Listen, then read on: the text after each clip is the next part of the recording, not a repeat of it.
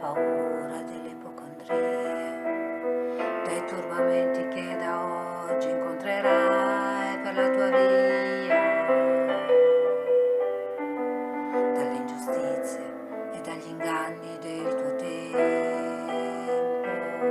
dei fallimenti che per tua natura normalmente attirerai. Ti solleverò dai dolori e dai tuoi sbalzi d'umore, dalle ossessioni delle tue manie.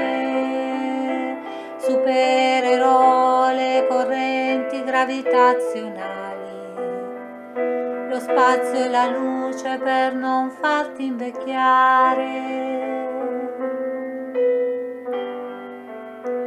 E guarirai da tutte le malattie,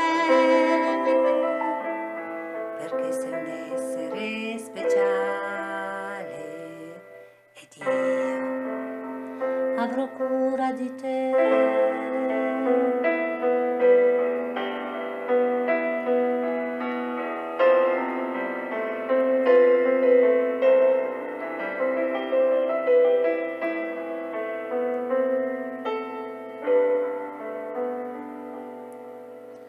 Vagavo per i campi del Tennessee, come vi ero arrivato chissà.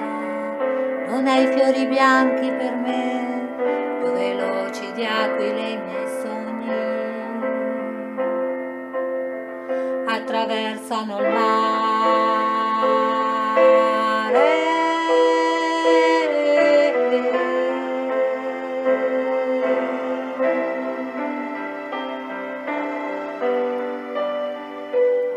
Ti porterò soprattutto il silenzio e la pazienza, percorreremo assieme le vie che portano all'essenza. I profumi d'amore inebriranno i nostri corpi, la bonaccia d'agosto non calmerà i nostri sensi, tesserò i tuoi capelli come trame di un canto. Conosco le leggi del mondo e te ne farò dono, supererò le correnti gravitazionali, lo spazio e la luce per non farti invecchiare. Ti salverò da ogni malinconia, perché sei un essere speciale ed io avrò cura di te.